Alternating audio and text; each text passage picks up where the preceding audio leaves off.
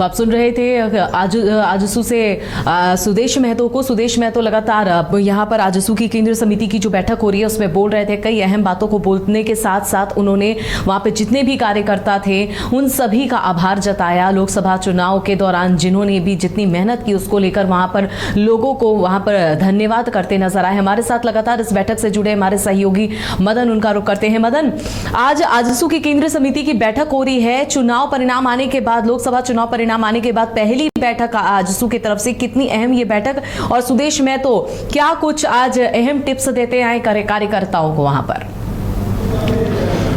बिल्कुल, देखिए, अब से ठीक थोड़ी देर पहले यह बैठक जो है शुरू हुई है, जो कि कांके रोड रिंग रोड जो है उसमें बैंकेट हॉल है, उसमें बैठक शुरू हो गई है। आजसू के केंद्रीय अध्यक्ष सुदेश महतो, नवनिर्वाचित सांसद चंद्रप्रकाश चौधरी, विधायक लंबोदर महतो समेत जो केंद्रीय समिति के सदस्य हैं और जो जिला अध्यक्ष हैं, नगर सचिव और अध्यक्ष हैं, तमाम पदाधिकारियों के साथ यह बैठक जो है शुरू हो चुकी है। लेकिन सबसे महत्वपूर्ण ये है कि एक तरफ ये समीक्षा जरूर हो रही है कि लोकसभा चुनाव में जिस तरह से पार्टी ने मेहनत की, कार्यकर्ताओं ने मेहनत की, उसके बदौलत 9 सीटों पर एनडीए ने जीत हासिल की, 8 सीट पर बीजेपी ने जीत हासिल की और 1 सीट पर आजसू ने जीत हासिल की।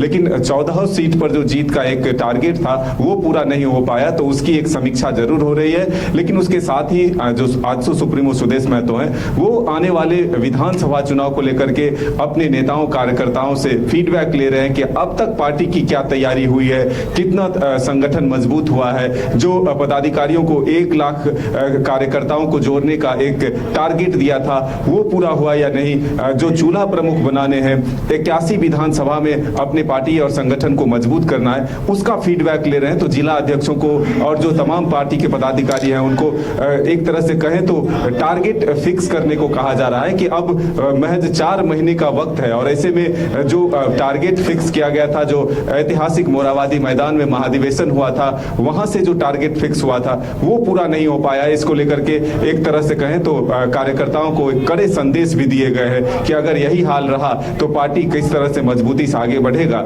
ऐसे में दिन रात मेहनत करने की जरूरत है और पार्टी को जो एक टारगेट मिला है जो कार्यकर्ताओं और नेताओं को, उसको पूरा करके अधिक से अधिक सीटों पर जीत हासिल की जा सकती है।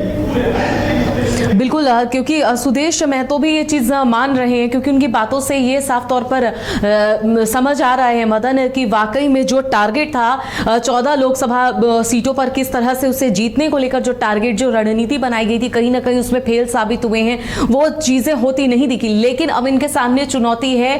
आजसू के लिए अगर सिर्फ बात करूं तो उनके लिए बहुत बड़ी चुनौती है आगामी विधानसभा चुनाव को लेकर, क्योंकि उस वक्त चुनाव को लेकर कमर कस के रखना पड़ेगा आजसू को। 81 विधानसभा सीटों में किस तरह की तैयारी होगी, इसको लेकर किस तरह की रणनीति पर बात हो रही है?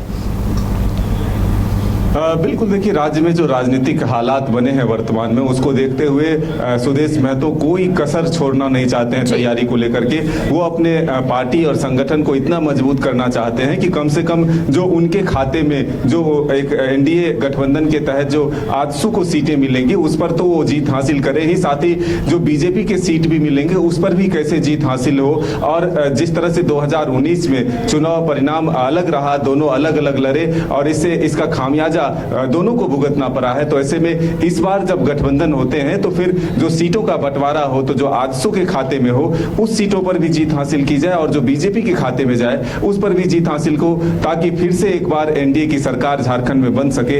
इसको लेकर के कोई कोर कसर या कोई कमी ना रहे, इस पर आजसू सुप्रीमो सुदेश महतो का फोकस है। और इसीलिए आज केंद्रीय समिति की बैठक में अपने कार्यकर्ता और नेताओं को एक टास्क दिया जा रहा है कि आप अब घर में ना बैठे बल्कि दिन रात मेहनत करें, और जो आपको चूल्हा प्रमुख से लेकर के 1 लाख कार्यकर्ताओं को जोड़ने का टारगेट दिया गया है उसे जल्द से जल्द पूरा करें। और आंकड़ों के साथ हमारे सामने है, यह कड़े शब्दों में संदेश देने की जो एक प्रयास है वो आजसू सुप्रीमो सुदेश लेकिन मदन, एक सवाल यहाँ पर यह भी कि भले यहाँ पर एनडीए के घटक दल हो, आजसू जरूर है, लेकिन आगामी विधानसभा चुनाव में झारखंड में एक सोलो परफॉर्मेंस की अगर बात करें तो सोलो परफॉर्मेंस कैसे कर पाएगी? क्योंकि हर एक दायित्व होगा एक पदाधिकारी के पास, आजसू के कार्यकर्ताओं के पास जो इस परिणाम में, लोकसभा चुनाव के परिणाम में बहुत अच्छा रिजल्ट कह सकते हैं कि नहीं मिला है, लेकिन अभी भी परफॉर्मेंस देना है। लेकिन सोलो परफॉर्मेंस की अगर बात करें तो अकेले दम पे कैसे मेहनत कर पाएगी आजसू, क्योंकि इनको अपना रणनीति जो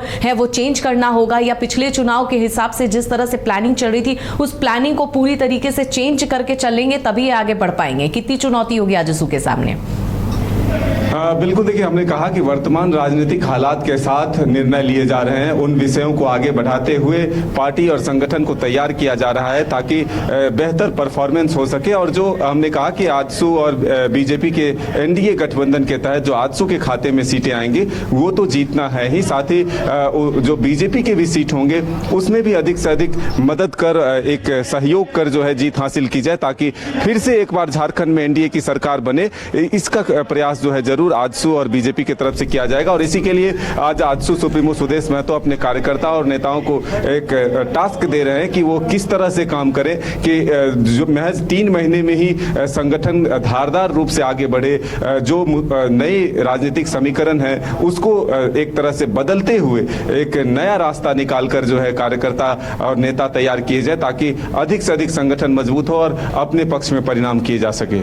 चलिए, नजर बनाए रखिए मदन। तमाम जानकारी के लिए बहुत बहुत शुक्रिया। तो आपको बता दें कि आज आजसू की केंद्रीय समिति की बैठक चल रही है और ऐसे में तमाम पदाधिकारी, आजसू के कार्यकर्ता वहां पर मौजूद हैं। हालांकि चुनाव के बाद, लोकसभा चुनाव के परिणाम के बाद ये पहली बैठक हो रही है जिसमें सुदेश महतो कई अहम बातें करते नजर आए और अभी भी ये बैठक चल रही है। देखना होगा कि इस बैठक में सबको एक साथ लेकर चलने के लिए और आगामी विधानसभा चुनाव को लेकर क्या कुछ रणनीति बनाई जाती है उसके लिए इंतजार करना होगा। कमाल करते हो जी, बच्चे घूमने की इतनी जिद कर रहे हैं और तुम हो कि तुम्हें फुर्सत ही नहीं मिल रही। अब इतनी गर्मी में जाए तो जाए कहाँ? इस गर्मी में मस्ती और फन का आ गया है परफेक्ट डेस्टिनेशन, वाइल्ड वादी, जहाँ है water park, bird park, flower park, trampoline park, amusement park, 250 feet लंबा, जिप लाइन और क्रिकेट स्टिमुलेशन का खूबसूरत नजारा। वाइल्ड वादी, 10 माइल चौक, रांची। वाइल्ड वादी यानी अनलिमिटेड फन और अनलिमिटेड मस्ती। 5 राज्य, 61 शहर, 150 प्रोजेक्ट और एक वास्तु विहार। नई सोच, नया घर, बनाए रखिए अपना प्यार, सेवा में है वास्तु विहार।